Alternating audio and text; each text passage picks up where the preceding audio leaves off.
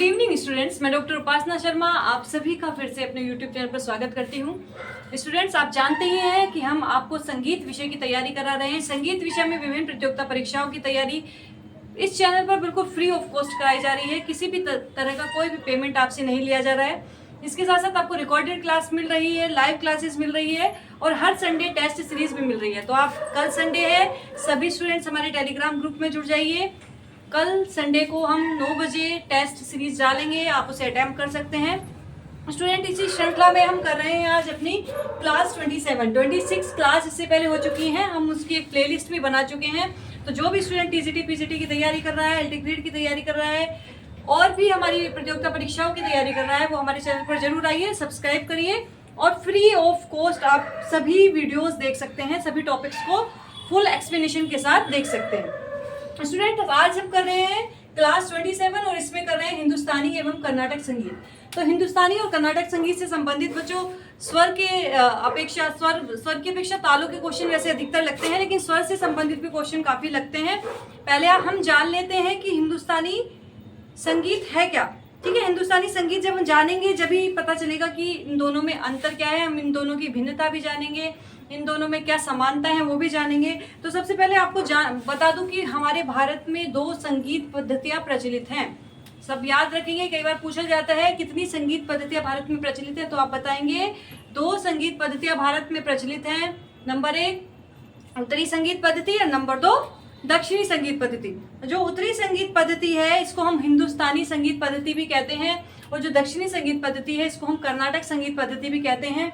अब इनके क्षेत्र भी बटे हुए हैं, जैसे कि आप सभी जानते हैं। जो पश्चिमी क्षेत्र वो किसके लिए है, उत्तरी क्षेत्र वो किसके लिए है। तो उसके लिए भी आप जो मुख्य जो क्षेत्र है वो भी लिख लीजिए कि किस किस में कौन कौन सी।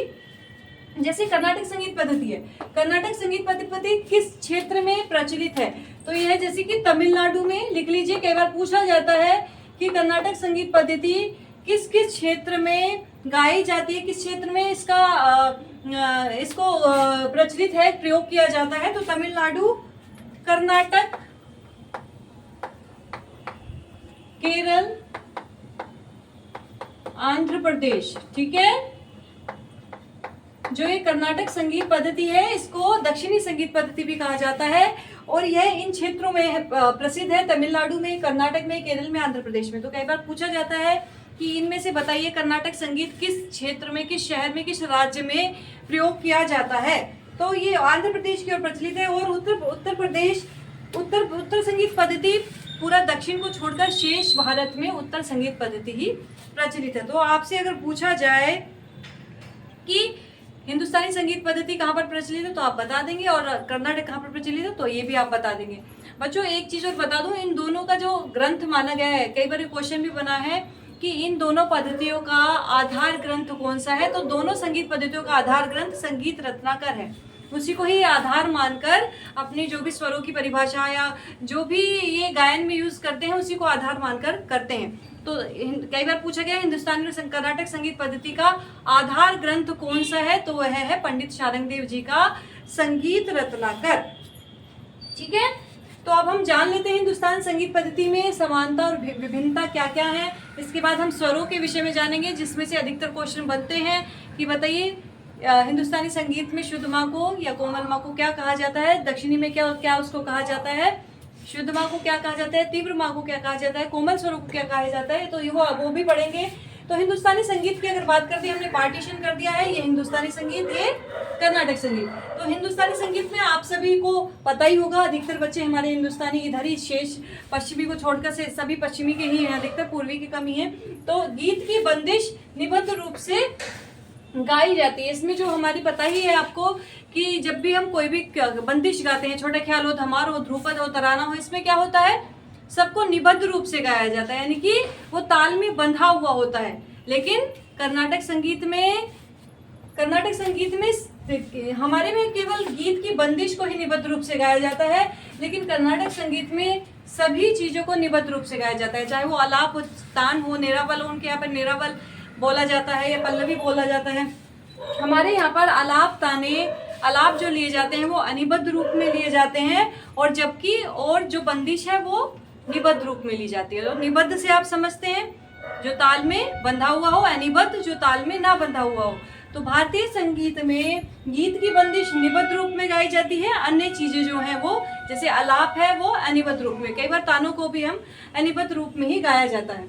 हिंदुस्तानी संगीत स्वर प्रधान होता है, जबकि जो हमारा कर्नाटक संगीत है वो लय प्रधान होता है और ताल प्रधान। कई बार क्वेश्चन पूछा गया है कि लय प्रधान और ताल प्रधान कौन सा संगीत है और स्वर प्रधान कौन सा संगीत है। तो दो चीजें आपको समानता विभिन्नता पता चल गई। हिंदुस्तानी संगीत में बंदिशें निबद्ध रूप में गाई जाती हैं, अन्य चीजें अनिबद्ध रूप में गाई जाती हैं जैसे कि आलाप ताने, और जबकि कर्नाटक संगीत में सब कुछ निबद्ध रूप में गाया जाता है, उनका सब ताल में बंधा हुआ होता है, आलाप या आलाप भी तान भी सब चीजें। ठीक है, इसके साथ साथ ये स्वर प्रधान है और कर्नाटक संगीत पद्धति हमारा लय प्रधान और ताल प्रधान है। हिंदुस्तानी संगीत पद्धति में आलाप और बोलतान का प्रयोग किया जाता है और दक्षिणी संगीत पद्धति में रागम, तालम, पल्लवी, कीर्तन, कृति इनका प्रयोग किया जाता है। हिंदुस्तानी संगीत में क्योंकि ये अनिबद्ध रूप से भी इसमें कुछ चीजें गाई जाती हैं, तो इसमें तबले का अखंड रूप से वादन जरूरी होता है, तबला बजता रहना चाहिए, तभी हम उसको अनिबद्ध रूप में गा पाएंगे, है ना। कोई भी चीज अगर हमारी अनिबद्ध रूप है तो तबला बजता रहना चाहिए, तभी हम उसको सम को पकड़ सकते हैं। जो निबद्ध रूप में उसको हम कैसे भी गा लें तो तबले की ज्यादा आवश्यकता नहीं होती। जबकि कर्नाटक संगीत में जो ताल का प्रयोग किया जाता है, मृदंगम, हमारे यहाँ तबले का प्रयोग किया जाता है, इनके यहाँ पर कर्नाटक संगीत में मृदंगम का प्रयोग किया जाता है। तो मृदंगम का प्रयोग ये जरूरी नहीं है कि ये करें ही, केवल ये मृदंगम का प्रयोग संगीत सौंदर्य बढ़ाने के लिए करते हैं, क्योंकि इनका सब कुछ निबद्ध रूप में बंधा हुआ होता है, इनका सब ताल में बंधा हुआ होता है, तो इनको ऐसी आवश्यकता है ही नहीं कि ताल का अखंड रूप से बजना होना चाहिए। ठीक है, लेकिन हमारे जो भारतीय संगीत है, उत्तरी संगीत है, इसमें ताल का अखंड रूप से बजना जरूरी है, आवश्यक है। ठीक है, नेक्स्ट करते हैं बच्चों।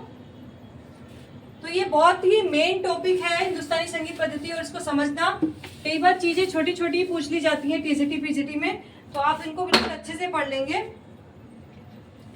अब दोनों की हम समानता देख लेते हैं, हिंदुस्तानी संगीत पद्धति और कर्नाटक संगीत पद्धति दोनों की समानताएं देख लेते हैं कि समानता क्या क्या है।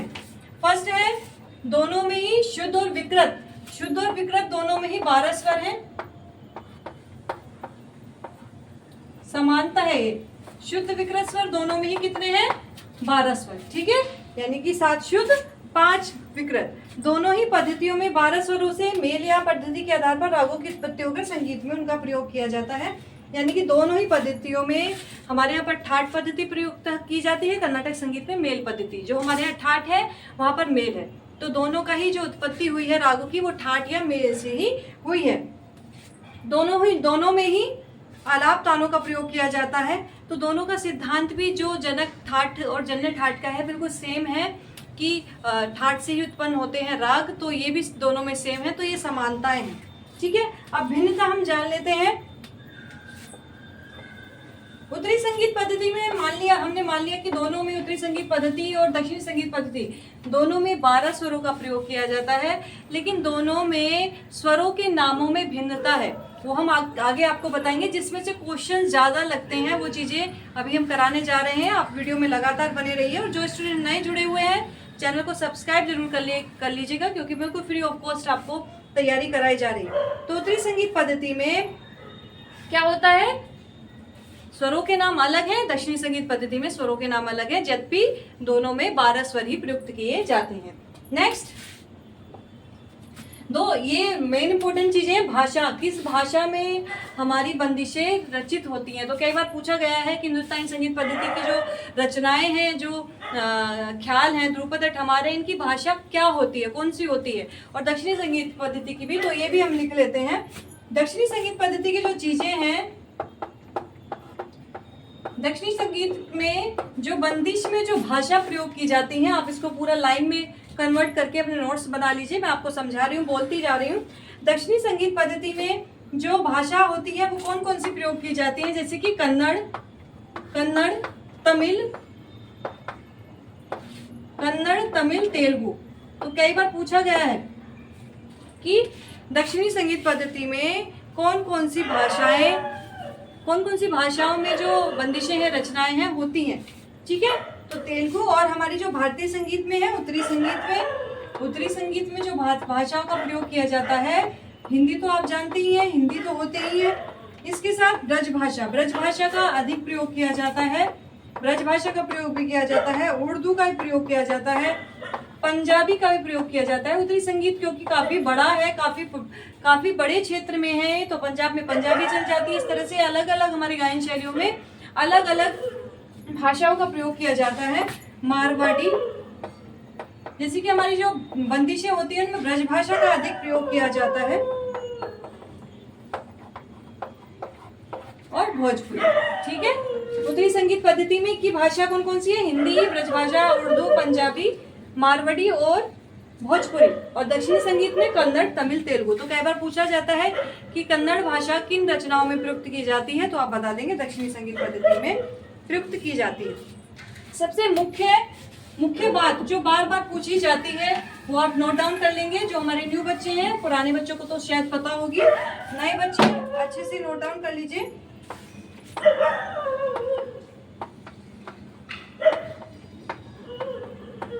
दक्षिणी संगीत पद्धति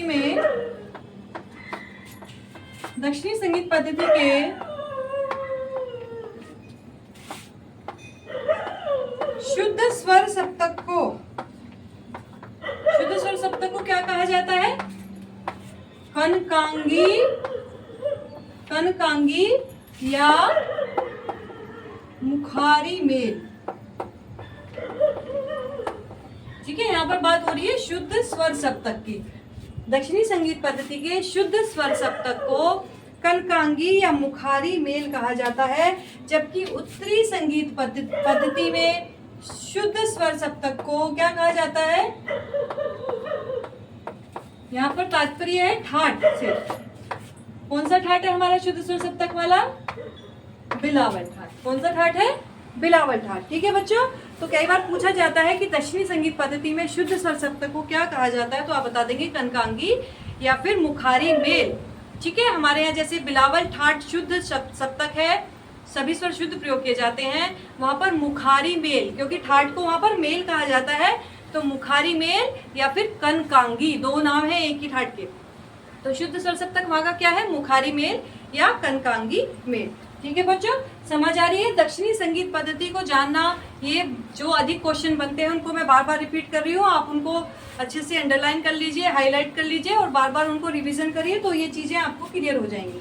ठीक है, अब हम करते हैं हिंदुस्तानी संगीत पद्धति और दक्षिणी संगीत पद्धति के स्वरों में तुलना करते हैं कि हमारे यहाँ पर जो मध्यम है, हमारे यहाँ पर जो गा कोमल है, उसको दक्षिणी संगीत में क्या कहा जाता है। और कई बार ये क्वेश्चन बनते हैं, तो आपको जरूर जान लेना चाहिए। इधर हम हिंदुस्तानी करेंगे, इधर हम कर्नाटक करेंगे। हमारे यहाँ पर जो सा है उसको दक्षिणी संगीत में सा ही कहा जाता है। इसके बाद कोमल रे को दक्षिणी संगीत हमारा शुद्ध रे कहा जाता है। ठीक है, हमारे यहाँ का शुद्ध रे शुद्ध गा बन जाता है।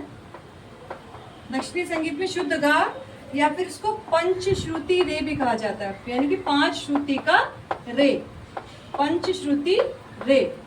ठीक है, कोमल गा को साधारण गा क्या कहा जाता है? साधारण गा अर्थात षट श्रुति रे। तो कई बार पूछा गया है बच्चों कि षट श्रुति रे किस स्वर को कहा गया? हिंदुस्तानी संगीत के किस स्वर को दक्षिणी संगीत में षट श्रुति रे के नाम से जाना गया है? तो वो क्या है? कोमल गांधार। ठीक है, इसके बाद बात करेंगे शुद्ध गांधार। शुद्ध गा को अंतरगा कहा गया है। क्या कहा गया है? अंतरगा। इसके बाद बात करेंगे शुद्ध माँ। शुद्ध माँ को सेम कहा गया है, शुद्ध माँ ही कहा गया है। इसके बाद तीव्र माँ। तीव्र माँ को प्रतिमा कहा गया है। क्या कहा है? प्रतिमा। कई बार क्वेश्चन आया है। ठीक है, एक बार क्वेश्चन शुद्ध माँ का भी आया है कि शुद्ध माँ को, भारतीय संगीत के शुद्ध माँ को दक्षिणी संगीत में क्या कहा जाता है? तो शुद्ध माँ ही कहा जाता है। तीव्र माँ को प्रतिमा कहा जाता है। पा को पा ही कहा जाता है। कोमल धा, कोमल धा को शुद्ध धा कहा जाता है। जो हमारे कोमल रे और धा है वहां पर वो शुद्ध हो जाते हैं। इसके बाद शुद्ध धा, शुद्ध धा को शुद्ध नी, शुद्ध धा को शुद्ध नी या फिर पंचश्रुति धा कहा जाता है। ठीक है, शुद्ध धा को शुद्ध नी या फिर पंचश्रुति धा कहा जाता है। इसके बाद बात करेंगे हम कोमल नी की। कोमल नी, कोमल नी की बात करेंगे तो कोमल नी को क्या कहा जाता है? कैशिक नी, कैशिक नी या फिर षटश्रुति धा, षटश्रुति धा। और शुद्धनी को, शुद्धनी को क्या कहा जाता है बच्चों? काकली नी। ठीक है, तो ये बहुत ही इंपॉर्टेंट स्वर है जिसको पूछा बार बार जाता है हिंदुस्तानी संगीत के और कर्नाटक के, जिसको बार बार कंपैरिजन करके पूछा जाता है। आप इसको अच्छे से तैयार करिए, चाहे है वो कोई सा भी एग्जाम हो, सभी एग्जाम में ये टॉपिक से संबंधित क्वेश्चन लगते ही हैं। तो आपको समझ में आ गया, सा को सा ही बोला जाता है, कोमल रे को शुद्ध रे। मैं आपको बता दूं, एक नोट कर लीजिए कि हमारे कोमल रे और धा वो कर्नाटक संगीत के, लिख लीजिए, हमारे कोमल रे तथा धा वो कर्नाटक संगीत के शुद्ध रे तथा धा हैं। क्या लिखेंगे? इसको मैं हटा देती हूं।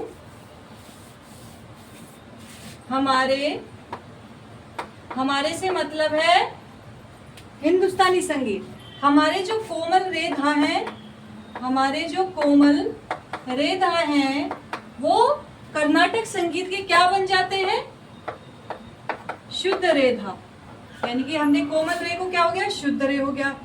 कोमल धा हो गया हमारा शुद्ध धा। जो हमारे यहाँ कोमल रे और धा है वो शुद्ध रे तथा धा कर्नाटक संगीत पे बन जाते हैं। और हमारे शुद्ध रे तथा धा, हमारे शुद्ध रे तथा धा क्या बन जाते हैं वहां के? शुद्ध गा और नी, शुद्ध गा और नी। ठीक है, हमारे शुद्ध रे शुद्ध गा बन गया और शुद्ध धा शुद्ध नी बन गया। इसके साथ साथ शुद्ध गा के साथ साथ पंचश्रुति रे भी इसको कहा जाता है और शुद्ध धा के साथ साथ शुद्ध नी को तो कहा ही जाता है पंचश्रुति धा, यानी कि 5 श्रुति का धा भी कहा जाता है। तो बच्चों ये बहुत इंपॉर्टेंट क्वेश्चन है, बहुत इंपॉर्टेंट टॉपिक है। आप इसको अच्छे से कवर करिए और अच्छे से याद करिए। कई बार कंफ्यूजन भी हो जाती है कि पंचश्रुति धा कौन सा है या षटश्रुति धा कौन सा है, तो आप इसको अच्छे से याद कर लीजिए। ठीक है, तो इस प्रकार अगर इसकी तरह माने हम, हमारे कोमल रे तथा धा और शुद्ध रे धा की तरह अगर माने, तो कर्नाटक संगीत का जो सप्तक बनता है, कर्नाटक संगीत जो हमारा भारतीय संगीत मान लीजिए सा रे गा मा